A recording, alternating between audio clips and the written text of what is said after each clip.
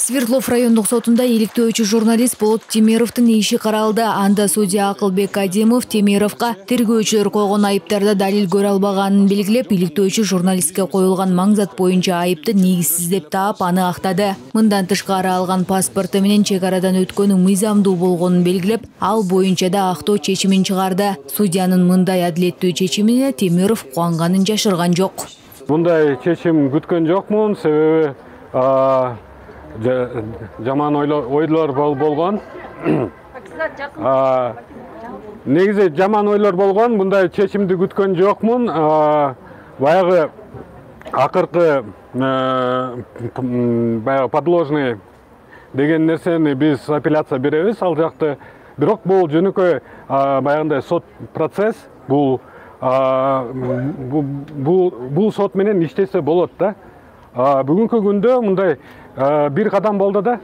Болот Темировго мыйзамсыз баңгизат өндүрүү жана сактоо, чек араны мыйзамсыз кесип өтүү жана жасалма документ колдонуу беренелери боюнча кылмыш иштери козголгон. Соттук отурумдун жүрүшүндө судья Акылбек Адемов журналистти эки берене боюнча актап, жасалма документ колдонуу беренеси боюнча күнөөлүү деп тапты. Бирок кылмыштын мөөнөтү өтүп кеткендиктен жаза чектөөдөн баш тартты. Кыргызстандын журналисттеринин көз каранды эмес биримдигинин төрагасы Азамат Касыбеков Темировду күнөөлүү деп таап, камап коюу да мүмкүн болгонун, бирок соттун өз алдынча акыйкат чечими менен акталганын айтат.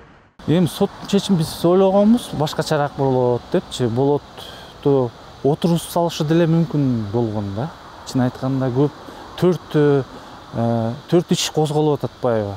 Анан 2 иштен туура эмес деп табылды, бирок 2 иш бирок ушу мен ойлоп атам, бул ушу оптимизм болсок болот да, кичинечи. Соттун чечими бул жакшы, мындай отурускан жок, мындай импульс биздин кишилерге импульс бере алат, мына позитивдүү нерсе депчи. Соттун ишмердүүлүгүнө эч ким, эч бир бийлик бутагы кийлигишүүгө укугу жок. Өзгөчө судья абийир алдында ак болуп, калыс чечим кабыл алууга тийиш. Журналист Айданбек Акматов сөз эркиндиги сакталып, демократиянын принциптерин карманган өлкө үчүн иликтөөчү журналист Болот Темировдун акталышы абдан жакшы иш болгонун айтат. Бирок Темировдун акталышы менен эле сот системасы көз карандысыз болуп кетти деген сөздөн алыс болушубуз керек дейт.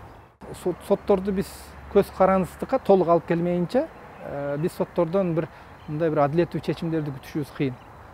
Мисалы үчүн, мына мен Чехияда жүргөндө, ошол жердин судьяларын карап көрсөң, райондук ушундай бир сотторду бир жерден бир жерге жылдырыш үчүн ал судьянын жеке өзүнүн жазуу түрүндөгү макулдугу керек.